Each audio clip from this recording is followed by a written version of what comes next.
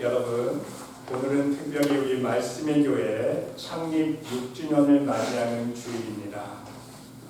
6년이라는 시간을 보내오면서 정말 많은 어려운 시간들도 있었고 하나님의 놀라우신 은혜와 능력과 축복의 손길 또한 우리는 수없이 경험해 왔습니다. 감사한 것은요, 코로나 팬데믹 시기를 보내오면서 하나님의 은혜로 부족함 없이 그 어려운 시기를 보낼 수 있도록 인도해 주신 하나님의 사랑과 은혜에 감사를 드리지 않을 수 없다는 말씀입니다. 여러분, 팬데믹 시기 보세요.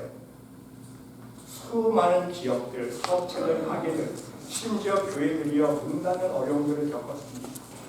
우리 말씀의 교회는 정말 작은 교회였지만 그 어려운 시기를 하나님 함께 하시고 말미암아 오늘 이 시간까지 하나님께서 함께 해주신 은혜에 너무나 감사하지 않을 수 없다는 말씀입니다. 저는 목회자로서 이제 코로나 시기를 마치고 다시금 우리 말씀의 교회가 새로운 출발을 하는 시점에서 우리 말씀의 교회가 추구해야 하는 교회의 모습은 어떤 모습인지 기도하면서 생각해 보게 되었습니다. 말씀의 교회가 더욱 하나님의 사명을 잘 감당하기 위해서 하나님 보시기에 아름다운 교회, 올바른 교회, 하나님께 칭찬받는 교회로 성장하기 위해서 과연 어떤 모델을 지향해야 할지를 생각하게 되었습니다. 저는 그 모델이 오늘 본문 말씀 속에 언급된 바로 광야교회라고 생각하면서 기도하고 있습니다. 하나님 함께 하시는 광야교회야말로 진정 성령님께서 역사하시는 살아있는 교회, 진리와 사랑과 축복이 넘치는 교회, 하나님의 기적과 표적이 실제로 드러나는 교회였기 때문인 것입니다. 그러므로 오늘은 여러분과 함께 광야교회의 특징들을 함께 살펴보면서 우리 말씀의 교회가 이 광야교회의 모습으로 성장해 나가면서 하나님께 이끌림 받을 수 있는 교회가 될 수 있기를 간절히 주님의 이름으로 기도드려 봅니다. 여러분, 먼저 첫 번째로 광야교회는요, 신약의 초대 교회의 모체였습니다. 여러분, 대부분 신앙인들은 신약 성경에 나오는 바로 사도행전 말씀 속에 나오는 초대 교회가 오늘날 교회의 모체라고 생각하고 있습니다. 그러나 여러분, 좀 더 우리가 깊이 있게 근본적으로 생각을 해보면 우리 교회의 모체를 우리는 구약 성경에서 찾아볼 수가 있습니다. 사실 하나님께서 처음으로 보여주신 교회의 모체는요, 광야교회였다는 사실입니다. 신약 성경에 나오는 초대교회가 아니에요. 이미 하나님께서는요, 구약 성경 속에서 이스라엘 백성들의 그 신앙 공동체, 바로 그 신앙 공동체가 광야교회라고 지칭해 주지 않았습니까? 하나님을 믿고 따르던 이스라엘 백성들의 그 신앙 공동체가 바로 오늘날 교회의 모습이라는 사실입니다. 그러면 여러분, 우리는 교회란 과연 어떤 목적으로 존재해야 합니까? 교회의 의미와 역할을 먼저 생각해 볼 수 있어야 합니다. 교회는 어떤 장소입니까? 교회는요, 하나님과의 만남의 장소입니다. 교회는요, 하나님의 축복이 임하는 장소입니다. 교회는요, 하나님의 나라의 모형을 미리 체험하고 경험할 수 있는 장소라는 말씀입니다.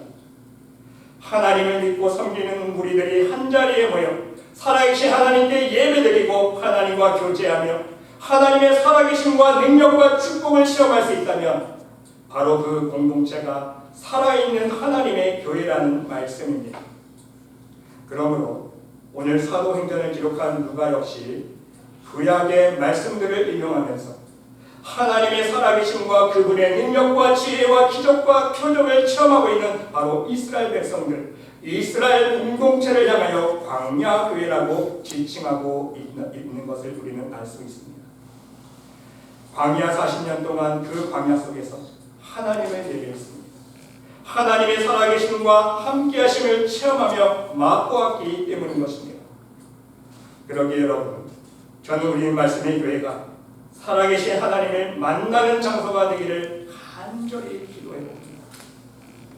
우리 말씀의 교회가 정말 하나님의 살아계심을 체험하는 장소가 되기를 기도해봅니다.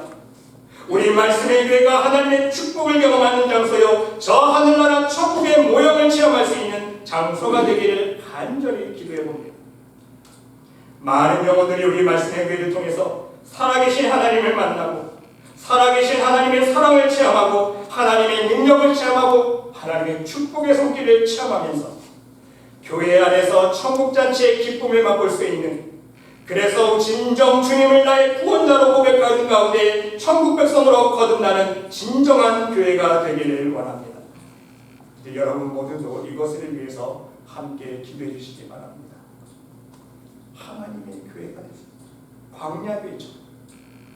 두 번째로 여러분, 광야교회의 특징은요, 하나님의 은혜로만 유지될 수 있는 교회였습니다. 광야교회.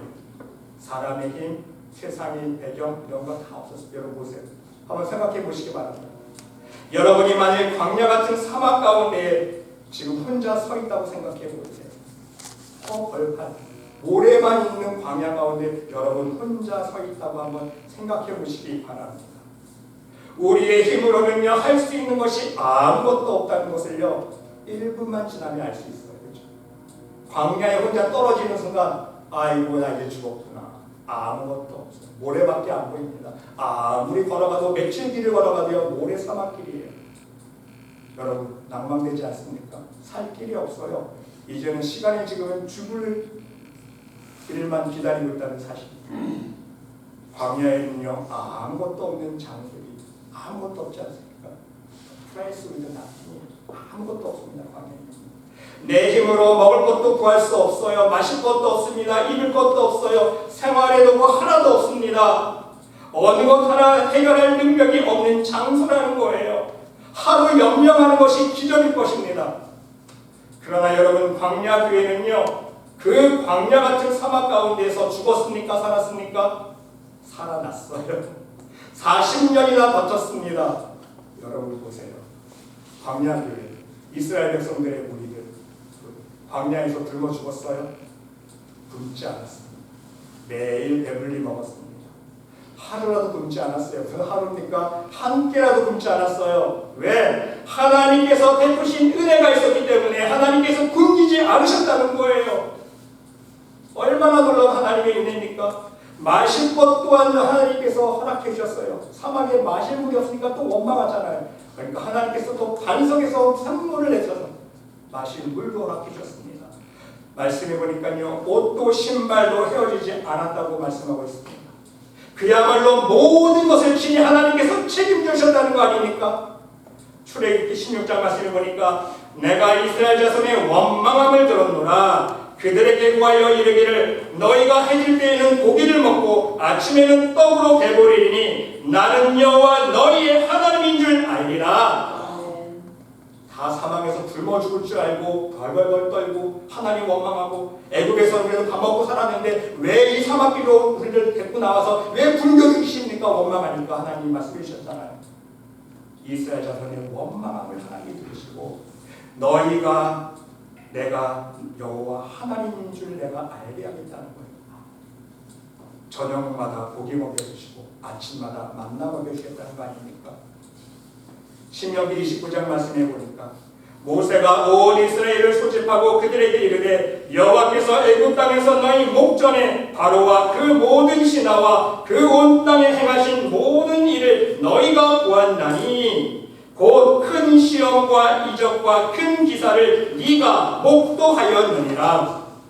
직접 하나님의 살아계신 역사를, 표적과 기적을 매일매일 체험하게 하셨다. 눈으로 보게 하셨다는 거예요.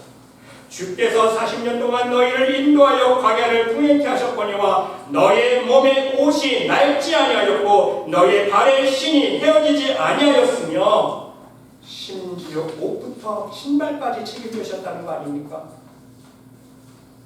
여러분, 우리 함께 기도할 수 있기를 바랍니다.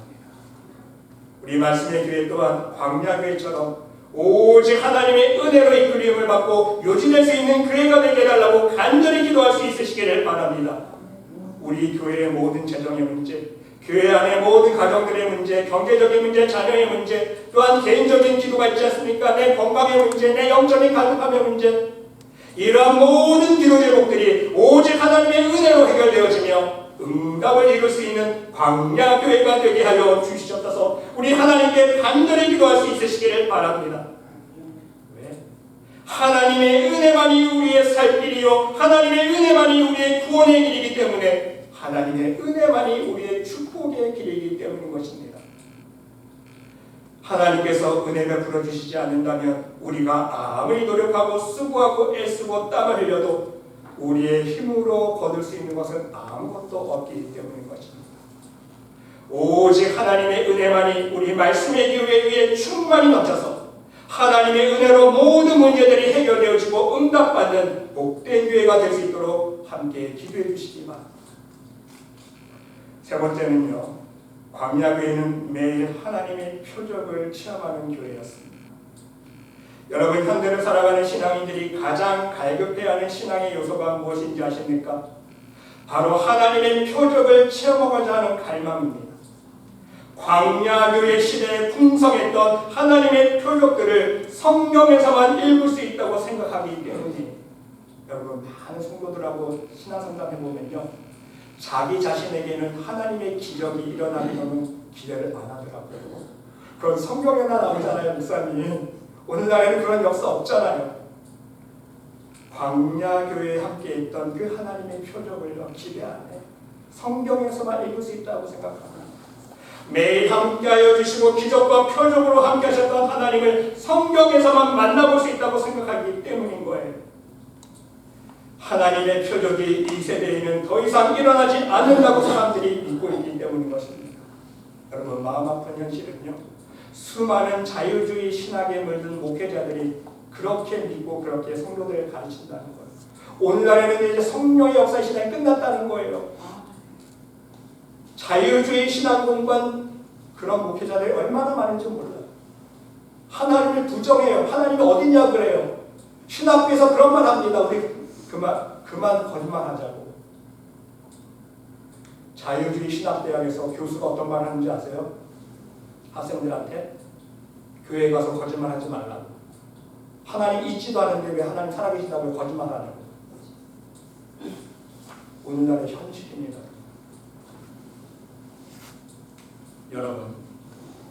여러분은 어떻게 생각하고 계십니까? 날마다 광야교회와 함께 하셨던 하나님을, 날마다 초대교회와 함께 하셨던 하나님을, 날마다 하나님의 백성들에게 기적과 표적을 보여주셨던 그 하나님을 우리는 과연 성경 안에서만 읽을 수 있고 만나볼 수 있는 것입니까? 결코 그렇지 않다는 것입니다. 지금 이 시간도 우리는요, 매일같이 살아계신 하나님의 표적을 맛보며 살아갈 수 있다는 사실이에요. 이것을 믿어야 돼요. 아멘이십니까? 지금도 하나님은요, 살아 역사하십니다. 하나님은 오늘도 이 시간도 우리에게 기적과 표적을 베풀어 주시고 계세요.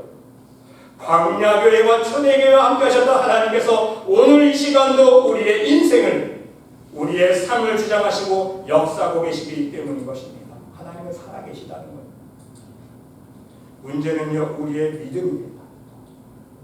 우리도 광야 같이 아무것도 없는 빈 마음을 만들어내는 거예요. 무슨 뜻인지 아시겠죠? 세상에 대한 교만, 세상에 대한 욕심, 내혈기, 신경질, 짜증, 사람에 대한 원망, 미움, 우리의 마음을 비우고 빈 마음을 만들 수 있다면, 바로 세상 욕심을 버리고 광야 같은 빈 마음 속에 하나님만을 의지하는 믿음으로 채울 수 있다면, 오직 말씀만을 의지하며 말씀 안에 거하는 삶을 살아가도록 우리가 순종으로 나아갈 수 있다면, 하나님은요, 날마다 매 순간마다 하나님의 기적과 표적으로 우리와 함께 해주신다는 사실입니다.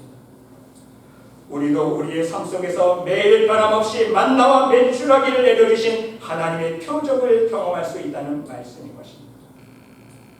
여러분, 간증 하나 소개하면요, 시립대 성악과 학생이었던 이윤정 자매라는 분이 계십니다. 그 당시 이제 시립대학교 성악과 학생이었는데요, 이 윤정 자매가 성악 전공이니까 교회마다 돌아다니면서 아르바이트를 합니다. 어떤 아르바이트? 솔리스트. 성가대마다 아르바이트를 되면 사요. 노래 잘하는 사람들. 그래서 이제 사례비를 받고 자기 이제 재능을 성악을 노래 잘하니까 성가대 이제 봉사를 하면서 돌아다녔는데, 어떤 이제 교회에 이제 그런 기회가 있어서 목사님과 상담을 하는데 목사님께 혼나는 거예요. 이 목사님이 꾸중을 합니다. 그다음에 하나님 앞에 예배를 하나님 주신 재능으로 하나님을 찬양하는데 그것을 아르바이트로 하면 안 됩니다. 돈 버는 목적으로 하면 안 됩니다. 하나님 싫어하십니다. 하나님 앞에 진정한 믿음으로 하나님을 섬긴다는 믿음으로 한번 봉사해 보세요. 하나님이 어떻게 축복하시나 하나님 축복해 주십니다. 아르바이트로 돈 버는 것 그 이상으로 하나님이 채워주십니다. 이 목사님의 권면을 듣고 이 인생을 회개하는 것. 그동안 내가 하나님을 진정 예배하지 못하고 찬양하지 못하고 내 목소리 또한 하나님 주신 것인데 내가 이 목소리 가지고 돈을 벌려고 하나님을 찬양했구나. 회개를 하면서 그 교회에서 이제 정말 열심히 이제 사례비 받지 않고 하나님을 찬양하는 사역을 했다고 합니다. 그런데 어느 이제 예배 시간에 목사님께서 자신도 모르게 성령께서 인도하심을 받고 예언적인 선포가 나오더래요. 갑자기 성가대가 딱 끝났는데 하나님께서 나오죠.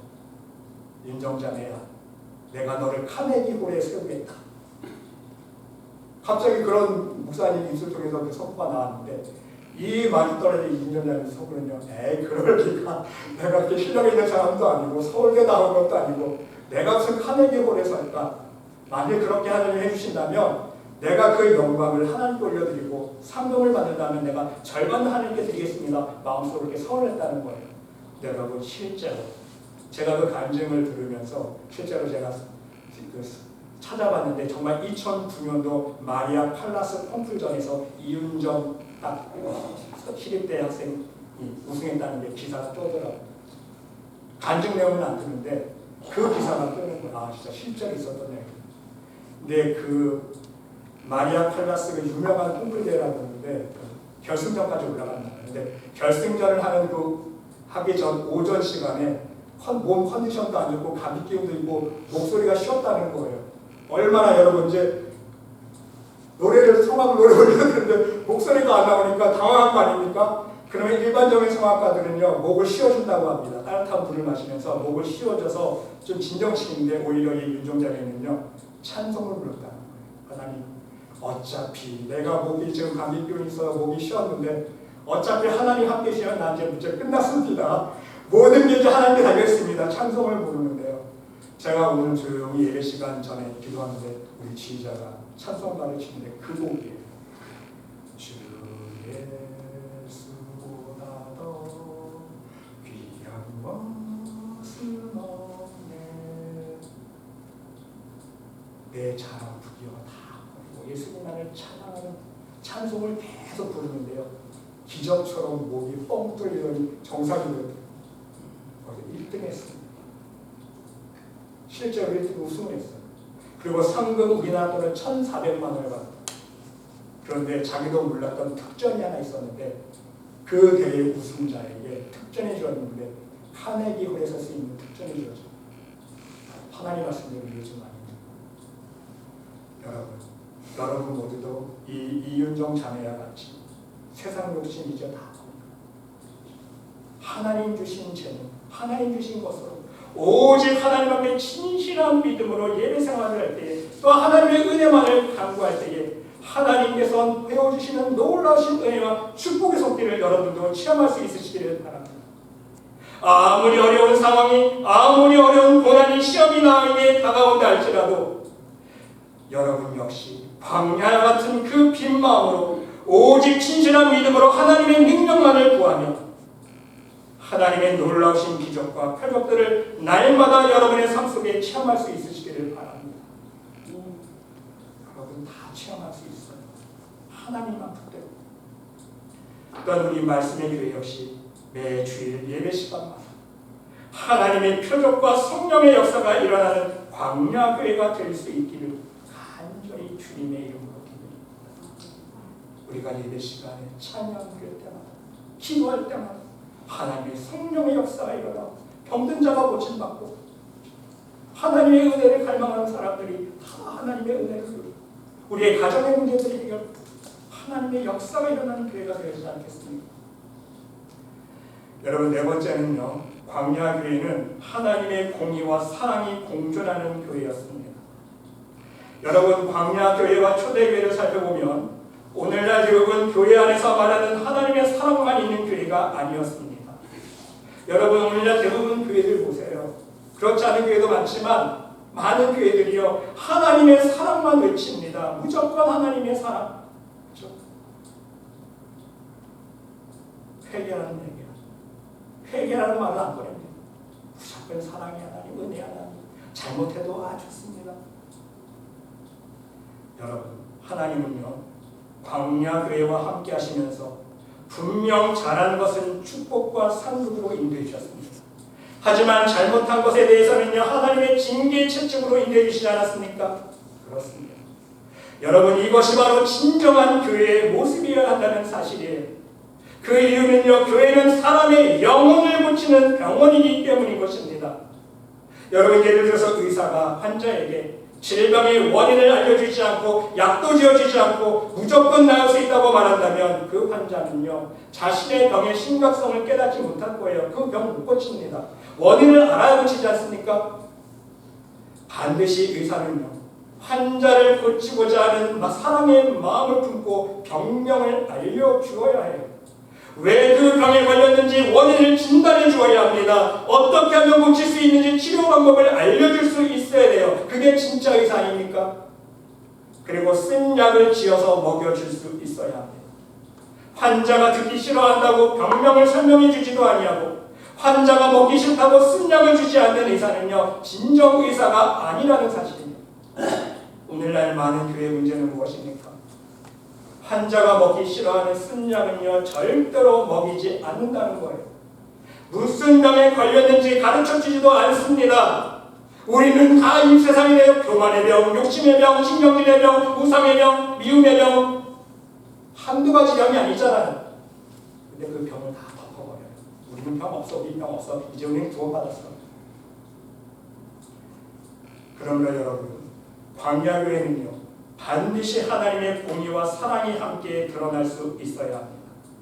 그래야 사람들은 하나님의 공의 앞에서 자신의 죄를 회개하기 때문인 것입니다. 하나님의 공의가 드러나야 하나님을 두려워합니다. 하나님의 공의가 드러나야 자신의 질병을, 죄의 질병을 깨닫게 된다는 사실입니다. 그래야 다시 자신의 죄를 회개함으로 말미암아 하나님께 나아가는 영혼은요, 하나님의 따스한 사랑의 품을 느낄 수 있다는 사실인 것입니다. 여러분, 광야교회 보세요. 이스라엘 백성들 보시기 바랍니다.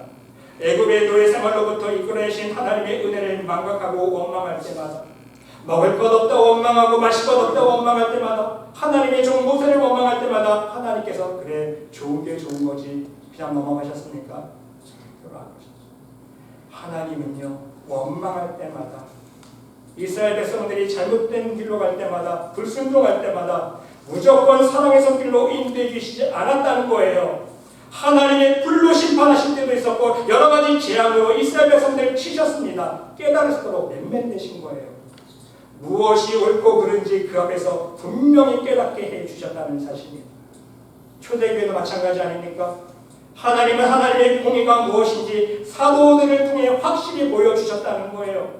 그 대표적인 예가 무엇입니까? 아나니와 삽비라 사건 아닙니까? 하나님을 속였습니다. 사도 앞에서 거짓말했어요. 어떻게 됐습니까? 사람이 죽어나가잖아요. 거짓말하자마자. 베드로가 얘기하잖아요. 너는 나를 속인 게 아니다. 너는 성령을 속였다. 너는 하나님을 속였다. 말이 떨어지자마자 사람이 죽어나갑니다. 여러분, 오늘날 교회에서 아마 자기 땅을 팔아서 절반은커녕 10분의 1만 11조만 해도요, 아이고 우리 장로님, 아이고 우리 권사님 최고입니다, 믿음 좋습니다, 칭찬만 했을 거예요. 복록해 줬을 거예요. 여러분, 그렇지 않습니까? 하지만 초대교회는 그렇지 않았어요. 자기 재산을 팔아서 들었음에도 불구하고 그것이 하나님 앞에 좋은 모습이 아니었기 때문에, 하나님을 속였기 때문에 사람이 죽어나갑니다. 그 반대로 하나님 앞에 진정 회개함으로 나오는 백성들에게는요, 하나님의 자비와 사랑과 긍휼의 손길로 인도해 주셨다는 사실입니다. 여러분, 사도행전 2장 말씀 보세요. 사람마다 두려워하는데 왜 두려워합니까? 사람들이, 성도들이 사도들로 말미암아 기사와 표적이 많이 나타나니 그랬어요. 여러분, 초대교회의 모습이 특징이 무엇입니까? 사랑의 공동체 아닙니까? 자기 것을 다 나눴어요. 욕심이 없어졌다는 거예요. 하나님의 은혜를 처먹으니까. 믿는 사람이 함께 모여 모든 물건을 서로 통용하고 또 재산과 소유를 팔아 각 사람의 필요에 따라 나눠주며 날마다 마음을 같이하여 성전에 모이기를 힘쓰고 집에서 떡을 떼며 기쁨과 순전한 마음으로 음식을 먹고 하나님을 찬미하며 또 온 백성에게 친송을 받으니 주께서 구원받는 사람을 날마게 도하게 하시니라. 초대교회에 이러한 역사가 있을 수 있었던 원인이 무엇입니까? 바로 사도들로 말미암아 하나님의 성령의 기사와 표적과 능력이 실제로 일어났다는 거예요. 그것을 보고 사람들이 두려워하는데 하나님을 두려워했다. 근데 요즘 보세요. 하나님 두려워하는 마음이 있습니까? 신앙들 속에 하나님을 두려워하는 마음 없어요. 자기 마음대로 교회는 나오지만 일주일에 한 번 1시간 나와서 예배는 드리지만 자기 살고 싶은 대로 다 살아요. 죄 지을 것 똑같이 더 큰 죄 지으고 살아가는 거예요.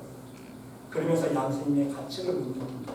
하나님을 두려워하지 않기 때문에, 하나님의 살아계심을 체험하지 못했기 때문에. 사랑하는 성도 여러분, 저 역시 목회자의 심정으로 이 시간 말씀의 교회 위에 하나님의 공의가 풍성히 드러날 수 있기를 간절히 기도드려봅니다. 그래야 진정 하나님을 두려움으로 경외함으로 섬길 수 있기 때문인 것입니다. 하나님의 공의가 없으면 사람들이 하나님을 허수아비로 보기 때문인 거예요. 공의의 하나님이 눈에 보이지 않으면 죄를 짓고도 아무 가치는 못 느낍니다. 불순종하고도 스스로 깨닫지 못한다는 거예요. 또한 더불어 이 시간 우리 말씀의 교회 위에 하나님의 사랑이 풍성히 넘쳐날 수 있기를 간절히 기도드립니다. 모든 죄인들이 죄사함을 받고 새 사람으로 거듭나는 하나님의 사랑이 넘치는 교회가 될 수 있기를 기도드립니다. 그래서 날마다 진정 하나님의 구원의 백성들이 늘어나는 성령의 역사가 넘치는 교회가 될 수 있기를 우리 함께 기도해 주시기 바랍니다. 여러분, 마지막 5번째로 광야교회는요, 하나님과 교제하는 중보자가 존재했던 교회였습니다. 여러분, 나침반이 없는 사막길을 생각해 보시기 바랍니다. 내비게이션이 없는 비행기를 생각해 보시기 바랍니다. 지도가 없는 초행길을 생각해 보시기 바랍니다. 정말 끔찍하지 않습니까? 갈 길 몰라 헤매도 엄청나게 헤매는 것입니다. 그렇죠? 사고가 끊이질 않을 것입니다. 대형 사고를 모면할 수 없을 것입니다. 그러나 다행인 것은요, 광야 교회에는요, 인도자가 있었다는 사실입니다. 그 무어리석은 이스라엘 백성들을 하나님께로 인도하는, 좁은 길로 인도하는, 생명의 길로 인도하는 중보자가 있었다는 사실입니다. 얼마나 큰 축복인지 모릅니다. 모세는 바로 광야 교회의 중보자요, 인도자였습니다. 여러분, 사도행전 7장 36절로 38절 오늘 본문 말씀해 보니까요, 이 사람이 백성을 인도하여 나오게 하고 애국과 홍해와 광야에서 40년간 기사와 표적을 행하였느니라 말씀하고 있습니다. 또한 이스라엘 자손에 대하여 하나님이 너희 형제 가운데에서 나와 같은 선지자를 세우리라 하던 자가 곧 이 모세라. 신의 산에서 말하던 그 천사와 및 우리 조상들과 함께 광야 교회에 있었고, 누가? 모세가, 인도자가, 중보자가 광야 교회에 있었다는 거예요. 또 생명의 도를 받아 우리에게 주던 자가 바로 이 사람이라. 그렇습니다. 모세는요, 40년간 광야 교회를 이끌면서 하나님의 기사와 표적을 행했습니다. 하나님과 교제를 하며 생명의 도를 이스라엘 백성들에게 가르쳐 주었습니다. 때로는 죽을 수밖에 없었던 죄인들을 위해서 중보자로 나서지 않았습니까? 하나님께서 진노하셔서 이 불순종한 이스라엘 백성들을 멸하시라 할 때, 하나님 제발 이 백성들 시험 먼저 제 목숨 가져가세요. 자기 목숨 걸고 지켜주자. 이게 진정한 중보자 아닙니까? 여러분, 이 시간 저 역시 목회자로서 하나님 앞에 간절히 기도드려봅니다. 진정 하나님 앞에서 선한 목자로서 죽어가는 영혼들을, 갈 길 몰라 방황하는 많은 영혼들을 진정 천국문으로 생명의 길로, 진정한 좁은 길로 인도하는 선한 목자가 되게 하여 주셨어서 저는요, 날마다 기도 제목이 이거예요. 빠지지 않는 기도 제목. 선한 목자로 사용하여 주셨다. 저 역시 하나님 앞에 서는 날이 있을 거 아니지. 그 하나님 앞에 서는 날 장목사야, 너 왜 싹군 목자로 있느냐? 하나님 그 소리만 듣지 않게 해주세요. 선한 목자로 사용하여 주시옵소서. 싹군 목자가 아니라 교인 하나를 얻으면 배나 지옥 자식을 만드는 자기네만 불리는 싹군 목자가 아니라 하나님께서 맡겨주신 양떼들을 천국문으로 인도하지 아니하고 지옥문으로 인도하는 싹군 목자가 아니라 진정 성도들의 영생을 위해서 기도하고 성도들의 축복을 위해서 기도하고 성도들의 신앙과 믿음을 위해서 기도하는 진정 예수님의 심령을 품은 인도자가 되게 해달라고 저는 매일매일 기도합니다. 여러분, 제가 잘못된 길로 걸어가면, 제가 거꾸로 세상과 제약된 길로, 넓은 길로 걸어가면 모든 양들을 살리는 것이 아니라 모든 양떼들을 죽이는 참사가 벌어지기 때문인 것입니다. 여러분, 세상에서 말하는 대학살 있잖아. 지금 전쟁 통해서 폭탄 하나 떨어지면 수백 명이 확 죽잖아. 얼마 전에 기후변화도 오고 홍수가 나면 한 성에 있던 수천 명, 수만 명이 떼죽음 당하고. 여러분, 이런 것만 대학살이 아닙니다. 우리 눈에 보이지 아니하는 진짜 영적 대학살이 무엇인지 아세요, 여러분? 사단의 계략은요, 영적 대학살을 노력합니다. 항상 계획해요. 대형교회 목회자 하나 쓰러뜨리면요, 그 목회자 하나만 죽는 게 아니라 올킬이라고, 올킬. 이해가 되세요? 그러니까 사단은요, 몇만 명 되는 교회 다 안 찔러요. 그냥 목회자 하나 쓰러뜨리면 또 몇만 명 올킬할 수 있는데, 이것이 바로 영적 대학살이라는 거예요. 이것이 우리나라 현실에 일어나고 있어요. 여러분, 우리가 보이지는 않지만 영의 눈을 두고 여러분 한번 기도해 보세요. 많은 교회 안에서 영적 대학살이 일어나고 있다는 거예요, 여러분. 정쟁 때문에 죽어가는 영혼 불쌍한 게 아니라 저는요, 이 영적으로 죽어가는 영혼들이 더 불쌍해요, 여러분. 솔직히 안 그렇습니까? 부디 여러분 모두도 이 부족한 인도자를 위해서 많이 기도해 주시기 바랍니다. 더불어서 앞으로도 계속해서 여러분 우리 함께 말씀의 교회를 위해서도 기도해 주시기 바랍니다.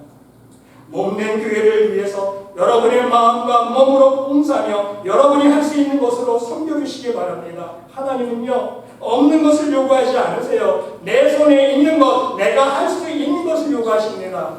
제가 참 감사한 것은요, 우리 말씀의 교회 성도들 사실 숫자로는 보잘것없지만 얼마나 저는 감사한지 몰라요.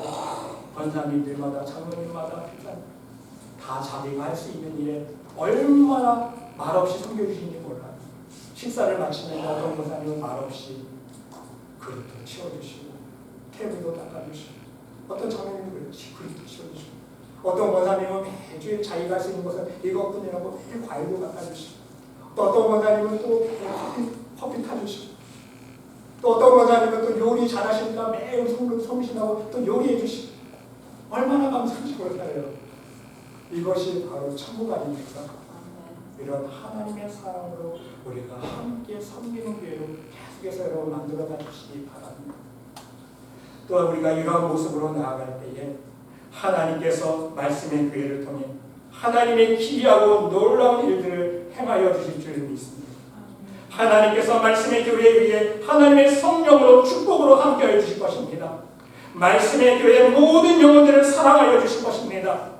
늘 하나님의 때를 따라 돕는 은혜로 인도하여 주실 것입니다. 때마다 일마다 삭방마다 하나님의 능력의 손길로 인도해 주신다는 말씀인 거예요. 우리 그걸 믿어야 돼요.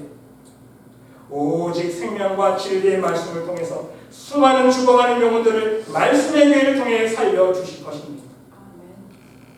우리 여러분 모두, 저와 여러분 모두 한마음으로 우리 말씀의 교회를 이러한 광야 교회로 세워가며 오직 하나님께만 모든 영광을 올려드릴 수 있는 믿음의 백성들이 될 수 있으시기를 간절히 주님의 이름으로 축원드립니다. 아멘. 하나님,